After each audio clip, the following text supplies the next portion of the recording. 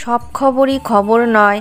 এই চ্যানেলে আজকে আরেকটি নতুন বিষয় নিয়ে আপনাদের সামনে উপস্থিত হয়েছি। ভিডিওটি ভালো লাগলে সাবস্ক্রাইব ও লাইক করবেন, আর ভুল হলে কমেন্টসে অবশ্যই জানাবেন। আজ বলবো গুরু রামকৃষ্ণদেব, মা শারদা এবং স্বামীজি।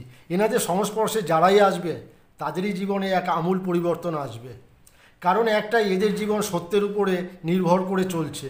সত্যনিষ্ঠ জীবন যা মানুষকে দেবত্বে নিয়ে যায়। আমেরিকায় থাকাকালীন স্বামীজির জীবনে একটি ঘটনা উল্লেখ করি। তিনি তখন শিকাগোতে হেল পরিবারের অতিথি। স্বামীজি সকালে কাছের লিঙ্কন পার্কে গিয়ে বসতেন। সেই সময় একজন আমেরিকান মহিলা তার 6 বছরের মেয়েকে নিয়ে ওই রাস্তা দিয়ে বাজারে যেতেন। স্বামীজিকে দেখে মায়ের মনে একটি বিশ্বাস আসে। তিনি তার ছোট মেয়েটিকে স্বামীজির কাছে রেখে যান। এরপর প্রতিদিনই সকালে যাওয়ার সময় শিশুটিকে স্বামীজির কাছে রেখে কাজ সেরে আসতেন।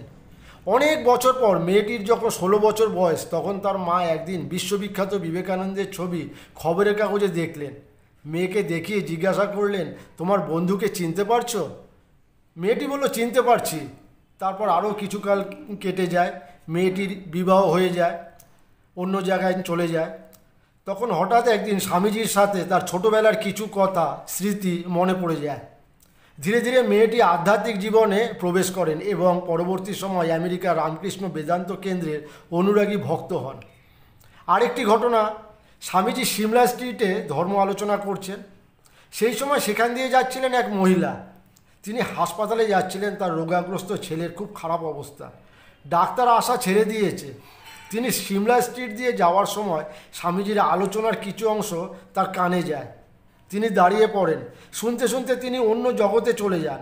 তার মাথায় নেই যে অসুস্থ ছেলে হাসপাতালে ভর্তি আছে। যখন তার মনে পড়ে তখন অনেক বেলা হয়ে গেছে। তিনি ঠাকুরের নাম করতে করতে হাসপাতালে যান। গিয়ে শোনেন তার ছেলে আগের তুলনায় অনেক সুস্থ। এখন আর ভয়ের কিছু নেই, 2-1 দিনের মধ্যেই হাসপাতাল থেকে ছাড়া পেয়ে যাবে। এই রকম ঠাকুরের সান্নিধ্যে, ঠাকুরের সহচর্য এবং সংস্পর্শে যারাই আসে তাদেরই জীবনে এক আমূল পরিবর্তন আসে।